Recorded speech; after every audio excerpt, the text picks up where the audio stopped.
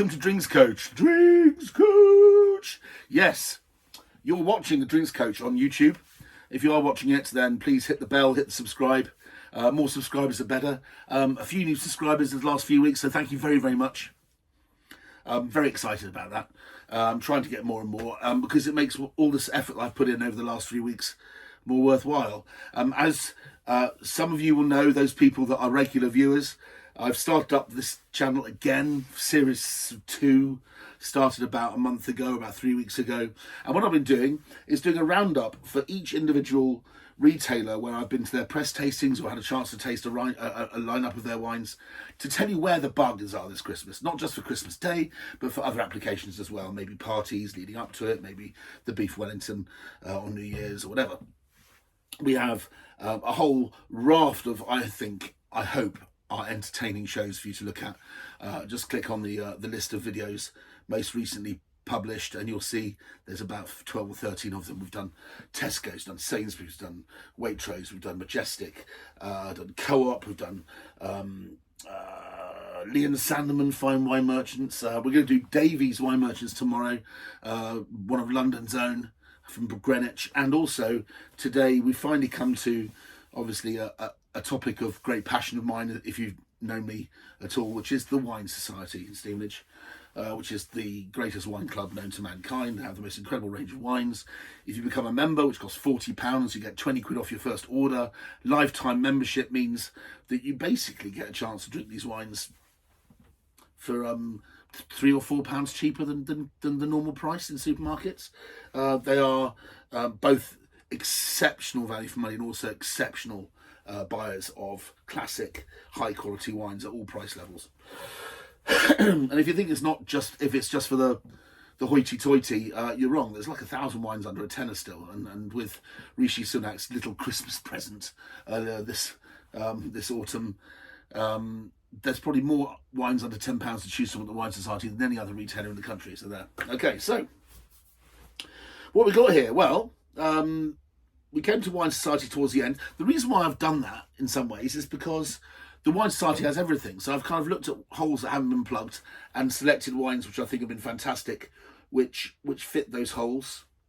And also there are some wines which aren't featured in this small but perfectly formed tasting of 6 wines, which will be in other tastings either later this week or next week coming up to Christmas, when I start doing not roundups of retailers but doing a tasting of like Cabernet Sauvignons from around the world or Bordeaux blends from around the world, or whatever that happens to be.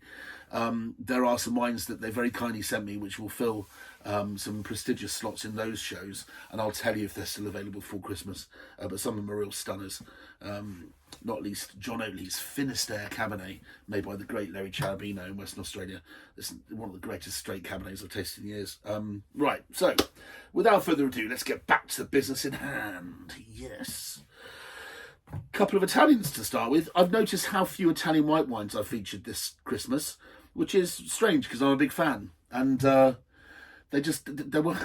weren't many that just jumped up and hit me in the face as usual. Yesterday at the Co-op, the day before yesterday, the white wine show, there was a really good Vermentino, absolutely delicious from Puglia for £9. So look at that one for sure. Here we've got 2 Italian white wines. Why am I bothered? Well, Italian white wines, in the same way that Italian cuisine are, it's a very plain message, and it's very easy to enjoy great Italian food. The cucina povera, the simple pour style of cooking with a simple wine, with a simple, very easy to make pasta dish, can sometimes create absolute rainbows and fireworks and magic. And the Italian white wines are getting just better and better and better all the time. I remember when I started in the wine trade, Italian white wines were very few and far between. Sure, they had Soave, and there was like 3 growers in Soave that you could name, and there was a bit of Pinot Grigio, a few Chardonnays, but that was kind of it. I mean, people forget that. And then the explosion of Pinot Grigio and the explosion of Prosecco and the explosion of all these other white stars have been, to an old git like me, quite recent. When I was 23, that would have been in 1993, the only shop in Britain that sold Prosecco was Oddbins, and they had one. There you go. Hard to believe, but that's true. True enough. Right, so we've got some lovely white wines here. And we're going to start off with, having mentioned it already, Soave. Soave is kind of like the way you start with Italian white wines, isn't it? I do remember that back then, there was only one white wine in the whole of Italy that had their top appellation status, Denominazione Origine Controllata e Garantita, or DOCG, and that was Gavi in Piemonte. And there was one or two producers of Gavi, and they were, by comparison to other white wines around Italy, very, very high quality. But there was very little dross being made as well, because there was the odd there was good Giustiniana Co-op. There was L'Ascolco, which is the phenomenal white wine producer, both with sparklings and table wines. But it's grown into so much more. This is a Soave, so this comes from near Lake Garda, sort of towards Verona, kind of Venice territory, really, isn't it? So Soave, it used to be a bit of a butt of jokes in the 70s. It was the one on the bottom shelf, but I think we've got way past that now. And you've got Soave, even wine box Soave can be very high quality on occasion. But then you've got Soave Classico, and you've got Soave Classico Superiore, and then you've got a Passimiento Soave, a Majestic, which is kind of like a grape-dried, concentrated, weaponized version. And then there's sweet ones, Reciotti Soave. This is one of the great, of the sort of chosen few, the top in the league table. These are sort of Premiership producers of Soave, which is Coffele. This is Cavisco Coffele, and it's $10.95 a bottle, I believe. I suppose the king of Soave, I think everyone's shouting on the TV, is Piripan, probably. Still making beautiful wines. Oh gosh, they do make extraordinary wines, and a whole bunch of others, which I won't go into right now. Yeah, this is a wine that's kind of stepped into that league, and certainly when I was buying Italian wine at various supermarkets and retailers, this wasn't around, not at this quality anyway, but it's certainly a wine to look out for now. And if it's at $10.95, you're probably looking at about 15 quid in a supermarket retailer, if that's equivalently priced. Well, what's Soave made from? Well, usually it's made from one or two varieties. The variety that all the posh stuff's made from is Garganiga, easy for you to say, which is the same grape variety as from the south of Italy, Grechetto. Yes. Garganiga, what's that all about? Well, if the yields are restricted, you end up with the wine which has got lovely autumnal quincy, orangey, stone fruitsy acidity, but it also has a minerality and a softness which allows you to for food to shine through the wine. I think that's something about Italian white wines and some French whites that almost singularly, they don't get in the way of the food and wine match. They almost act as like a filter through which you eat your food. Where if you have things like German Riesling or maybe, I don't know, New Zealand Sauvignon Blanc, these wines can be very, very fine, very pure, very elegant, super, super regal and classy. But they want to have their presence felt. They don't like to be the shrinking violet. It's like, no, I am here. I am a part of this experience.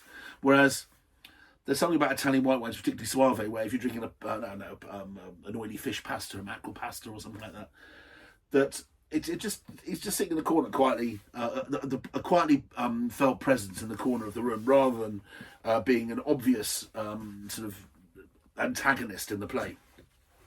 Does that kind of make any sense? I hope it does. Anyway.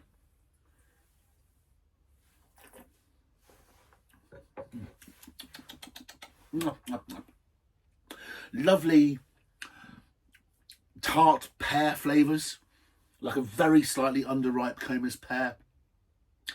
There's a bit of preserved lemon in there, a little salty lemon in there, bit of apple. It's doing things, and it's very classy and stylish, but it's just not shouting, which is wonderful. This goes with anything. You've got to have stuff like this at home. The reason why I've picked this is in the true Italian white wine sort of form. It's not too anything, and it's the perfect wine to have with virtually anything you decide to have for lunch. Just pull this out, nobody's going to complain. Absolutely fantastic. Beats me why more people don't use Soave at their wedding, actually. Right, moving on. This is the next white wine. This label, I just think these guys could do a better job of their labels. I think this is the reason why this label's a little bit backwards and coming forwards, is there's a level above this, and the labels are a little bit more sprauncy. And you can't really see what it says from there, but it says on the front, Fiano, Terre Siciliani, IGT. So this is a Van de Pay from Sicily. This is made in the Mandrarossa cooperative, giant tanks. I mean, like it's like going past Terminal 5 at Heathrow and going past all the fuel tanks. Just huge tanks full of wine. I think they make over 250 million litres. Could be wrong, but I'm pretty sure it's kind of that kind of scale. And we're in Menfi, which is in the south west of Sicily, where there's some incredible seafood, amazing things to go and see. There's the Valley of the Temples not far away from there as well. But I've been very, very fortunate to have met the guys at Mandrarossa, and they invite me for the most phenomenal seafood lunch at Giorgio Locatelli's favourite restaurant. And this is one of the wines that perennially stands out. It's plain as you like, plain as hell, and this wine seems to end up on more restaurant lists that I do consultancy to in London than virtually any other. They do a Viognier, which is really, really good, but something more Italian in the same wheelhouse as Viognier, but not Viognier, it's Fiano. Fiano is one of the three grape varieties made famous in Campania, around Vesuvius, around Naples. You've got Falanghina del Sannio, you've got Greco di Tufo, and then you've got Fiano del Avellino, and that's this variety. But this isn't being made in Avellino, it's been made in Sicily. What's Fiano all about? Well, if Soave is a bit too on the margins, a bit too hedgerow, a bit too cool climate and floral, we're in Sicily now, and Sicily's flipping hot, really, really hot, and they managed to produce a really delicious, not overly blousy, really fine, detailed, solid, ripe wine. And I think that absolutely, as the buyer at the Wine Society says, Emma, I think it's Emma, is it? I can't remember. This is probably the best value cooperative, not only in Sicily, but I think I would argue in the whole of southern Italy. All their wines are really good, really good.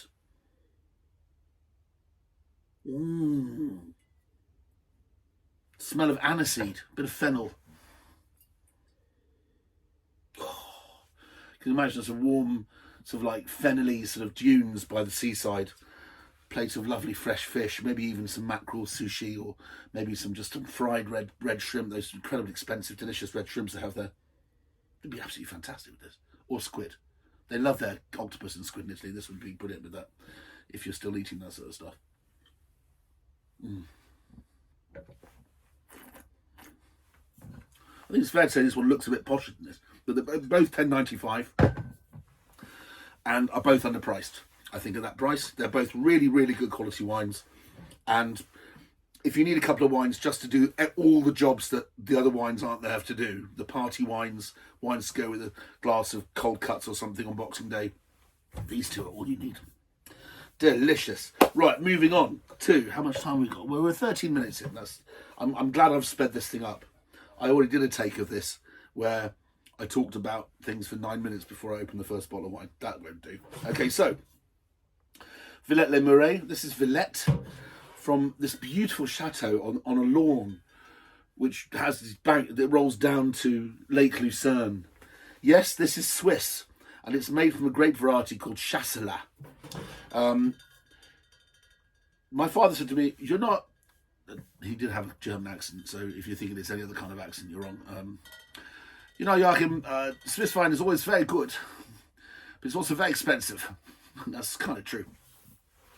Remember Wines of Switzerland making a mildly foolish error of inviting people to a press tasting in London, and also to show off the other thing that Switzerland's famous for.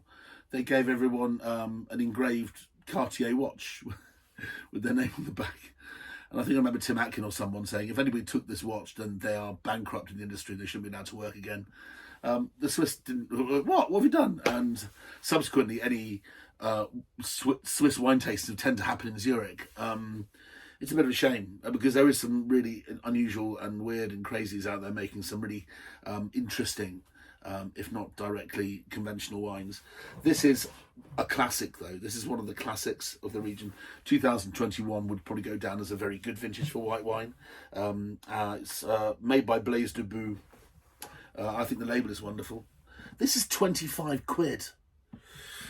So what do you get in Switzerland for 25 quid? Well, I'm telling you, probably less than you get in other countries, if I'm fair. But it is very stylish. And it does have certain applications. I could easily do a tasting of Korshu from Japan. And £25, again, is kind of baseline for a wine that you can barely taste. But with sushi and with oysters, it's magnificent. So each their own, right? Okay. So this is very fancy. A bit of a treat, I think, at Christmas. I think a bit of a talking point. If you're having a fondue night, who doesn't like a fondue?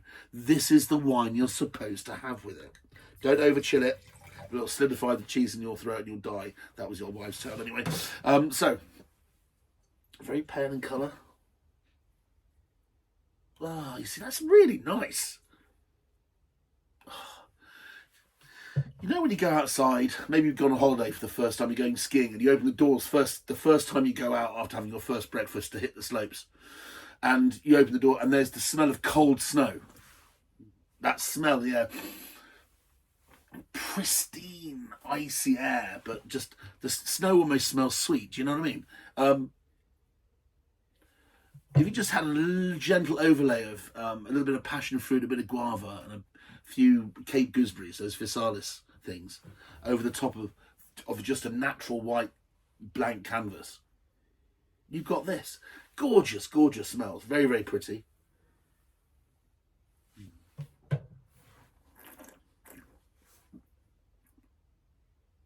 Oh, that was better than the first time I tasted it. I've got to be honest. That's delicious. That's fantastic. No. I'll tell you, 25 quid, I'm happy with that all day long. An unusual variety. Chasselas famously low in acid, so that makes it go so well with the creaminess of fondue without it becoming all sharp and kind of coagulated. But this is beautiful wine on its own. Drink it, sip it from the fire, maybe with some prawns. Just a simple plate of food, maybe some river fish from the lake. It'd be absolutely fantastic with some trout, smoked trout salad maybe or something. Anyway. Villette les Murets. What a wine. Okay, so that's kind of the most expensive wine here, actually, in the entire lineup. But like I said, you don't see them very often, and we're not offering them very often. So, yeah, fantastic. Well played, the Wine Society. On to the last white wine. God, where do I start with this one? Okay, Chateau Rahoul. Chateau Rahoul. Rahoul sounds very un-Bordelais, doesn't it, really? They've been making wine at Rahoul for forever. I can't remember. I think that it's a really, really old winery. Well, it certainly says it's been around since the mid-18th century. It's not that old, but it's certainly old for the region. Why is this important? First of all, I think at Christmas, compared to any other time, drinking white Bordeaux makes sense to me. It's just the best wine to drink with a plate of graved lax with senap sauce, with the Swedish mustard sauce, or with smoked salmon and horseradish and blinis and those sort of things. It's the perfect wine. It's got a grassiness, an elder floralness, it's got a honeyedness. It's just the wine that I'm looking for. And in the old days, I remember Mum used to have a wine which was almost as good by the glass at Mum and Dad's gastropub. A very famous wine called Chateau now, which is a £50 white wine, but we were selling it at £1.50 a glass in those days. And Chateau Rahoul is not in, okay, you've got Bordeaux here, you've got this region which has been kind of ring-fenced as the really, really fancy bit of south of Bordeaux, where Chateau Haut-Briand, Bordeaux's most senior chateau, is situated. And then there's some beautiful estates, Chateau Haut-Briand, as you go further down. And that region is called Pessac-les-Oignons. We did a wine 2 days ago from the Co-op, from Chateau Olivier, which is in Pessac-les-Oignons. The rest of the area, and the area from which Pessac-les-Oignons has been born, is called Graves, Graves, which means gravel, or little gravel stones. This is 2016, one of the all-time great vintages in that region, definitely for red and including whites. And so these wines are going to age beautifully. This wine is made from the two key varieties in the region. If you're making premium wine in Pessac-les-Oignons, or indeed Graves, maybe just outside the Pessac limits, you'd be making a wine which is either usually Sauvignon dominant, in some cases 100% Sauvignon, with a nice healthy chunk or even just a kiss of Semillon. Here we're the other way around. We're about 78% Semillon, which is the great variety which dessert wines are often made from, because the skins are thin. It helps them it's much easier to make them. But also about 25% Sauvignon Blanc. So this is Sem Sauve rather than Sauve Sem. Why did I say it's so important? Well, I'll tell you why it's important. This is where white wine changed, permanently. A guy called Len Evans, very, very famous entrepreneur, incredible polymath, played scratch golf, played professional Australian golf, wrote scripts for Dave Allen, wrote plays, used to run a hotel in the Rocks in Sydney, had built an entire town near a place called Cessnock in Lower Hunter Valley, but also in so many ways single-handedly brought the greatness of Australian wine to the attention of the British public, if not the world. And he was one of the greatest wine tasters in the world. I was very fortunate to know him. Very sad to see him pass away. I think it was back in 2013, if I remember. And he was a very close friend of my mother and father's. So he was the managing director here. He was the regisseur in 1972 with a young winemaker out of college called Brian Crozer. Now, Brian Crozer has done more to develop and advance Australian winemaking. Certainly back in the 80s, he was like in a league of one. There was him, Tony Jordan, maybe one or two others, but they were the people that everyone listened to, and they were the intellects, the rain men of wine, which created the Australian wine industry we've got today. And really, believe me, without them, who knows how much longer it would have taken to get to where they got to, both with Len Evans doing the marketing and Brian Crozer doing the winemaking. Well, Brian Crozer had an estate called Petaluma, which everyone's heard of, still making stunning wines, and many others, worked many others. Anyway, he was a winemaker here. So you had Len Evans and Brian Crozer in France, in Bordeaux in 1972. And they tried an experiment by putting the grapes into the tanks and let them soak for a period of hours before they start the fermentation. This is called macération pelliculaire, or skin contact. This changed the way the white wines tasted, from very simple, plain, lean, lemony to incredibly aromatic and perfumed. It was like suddenly Body Shop had appeared. There was a sort of dewberry and passion fruit. Those wines that we get from New Zealand, those smells, are present largely due to the fact that the grapes have been soaked in the tanks for a few hours beforehand. They invented that here. So when people say, who invented skin contact? And you say, the Australians. That's true. It wasn't the New Zealanders, it was the Australians. If you say, where was it invented? It was Bordeaux, which is true. And most people don't know that this is the missing link. It was Australian winemakers in Bordeaux that did it. There you go. That's a really good story. There are people watching this that'll be doing their MW exams or doing their O-levels or their diploma, whatever, in wine, who will not have heard that story. I know very few people that know the truth about that. But sitting in Mr. Evans' own house with his wife and his kids, he told me that story over lunch. So here we are drinking a wine that really is the connection between the new world and the old world.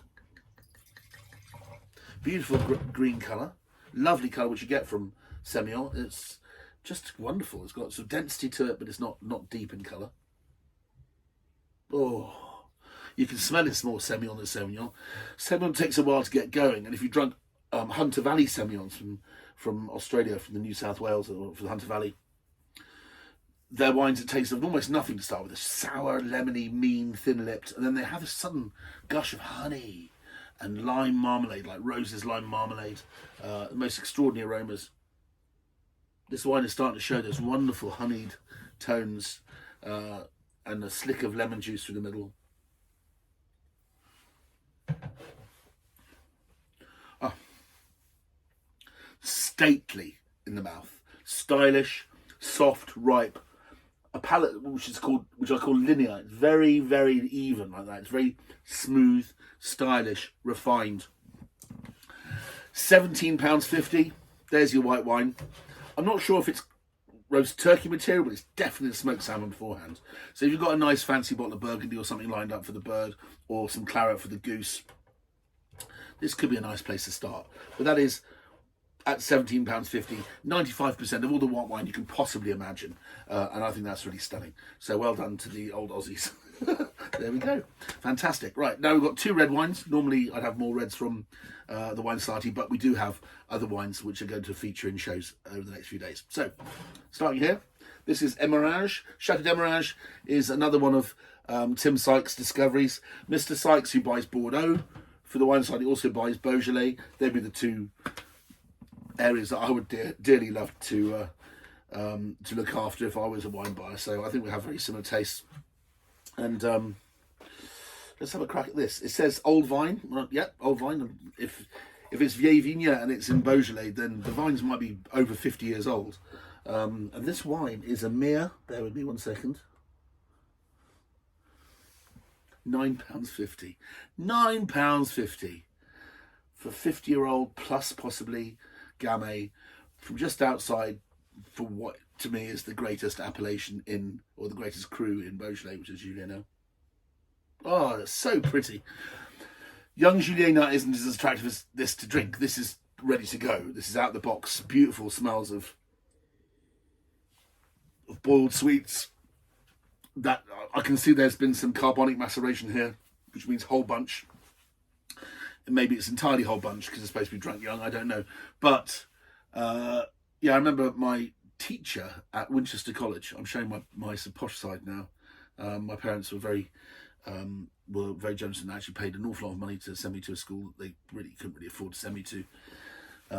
And that was Winchester College, and we had an oenophilic society. At the age of 15, we actually had a wine society, which was actually quite shrewd of the dons at Winchester College, because it kept us out of the pub, knowing that we could legally drink in front of the teachers. So every Wednesday we'd sit down, and Dr. Catalano, Dr. Catalano it wasn't. It was Dr. Phil Nash, who was housemaster at Toys, House B. He would sit us down, and the first wine he ever showed us was a Beaujolais Nouveau or a Beaujolais-Villages. He said, Beaujolais tastes of Spangles. If anybody remembers Spangles out there, please make a comment. Spangles is beautiful little boiled sweets, which you don't see anymore.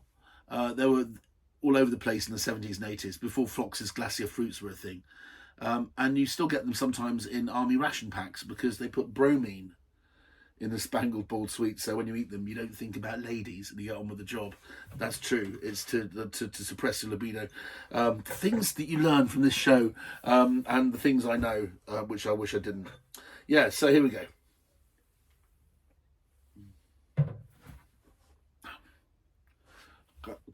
Could do that in a pint glass. It's cool tonight, and that wine is perfect temperature. It could go even a little bit cooler, maybe 5-10 minutes in the fridge. Just oceans of juicy cherry juice. It tastes like Montmorency cherry juice. And seeing as I suffer from gout, surprise, surprise, I'm familiar with that flavour, because cherries are one of the few things that help my condition rather than hinder it. There we go. What can I say? £9.50. Don't need to say any more than that. Absolutely fantastic, fantastic value for money. Okay, now, finishing on a really fine note, Chateau Saint-Côme is a wonderful estate in the southern Rhone. And they make wines all the way up the sort of the quality ladder, from basic Côte du Rhône to the top. They make beautiful white Côte du Rhône, delicious white Côte du Rhône. And they make Chateau to Paps and Gigondas and everything else. Their top wines go for mucho denari. They even have Gigondas that cost over £50. Well, Marcel Orford Williams of the Wine Society, great friends with the winemaker and owner here. And they went and slept parcels of Gigondas and had the wine made at that estate. And then it set quietly in, I think, larger foeders or slightly bigger oak barrels for some time. And this wine is 2017. Yes, my friends, this has had 6 or 7 years bottle age on it already, so it's ready to go. What's Gigondas made from? Well, I think it's a legal minimum of 50% Grenache. It might be more than the 50% actually. But then it will have some Syrah in it as well. And these wines from the Dontai, from the right top, the highest altitude bit of on the eastern side of the southern road towards the Rhone Alp, are capable of making really smashing wines, really world-class stuff. And these wines are slowly creeping up in price, like Cornas did. I'm not sure they're ever going to get to hundreds of pounds, but that wouldn't surprise me. And these wines age beautifully for 10 to 20 years, no problem at all. So what do we have here? The archetypal Rhone, really. Gigondas got its appellation, got its cru appellation in 1949, thanks to the largest producer of the area and the great protagonist of the area, which was Gabriel Meffre. And before that, it would have just been called Beaujolais-Villages Gigondas. But it's been Gigondas for 70 years now. Wow. 2017, quite a concentrated vintage, if I remember. It's a sleeping giant. I think this needs decanting. I can smell the smell of roasted meat, a little bit of leather, but then a real core of like stewed plums and prunes.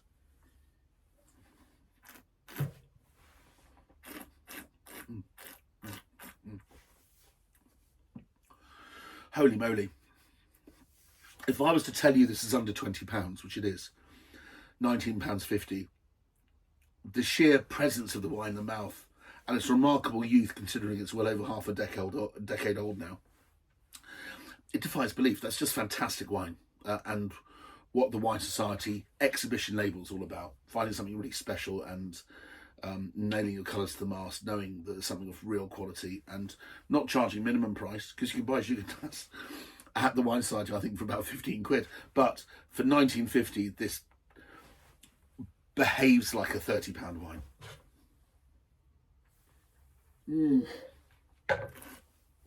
What can I say? That's half an hour of fun. I hope you enjoyed it as well. Coffele, Soave, Classico, delicious. Fiano from Mandrarossa in Menfi in Sicily. Despite its label, just a real, like a Swiss Army knife of a wine. It goes with loads of things. And then we've got the Villette Les Murets. If you've never tried Swiss wine, I strongly recommend you try this, because you won't find a better experience for £25 or considerably more than that than this one. So this is your chance to try it. If you're a student studying MW, you have to try these wines.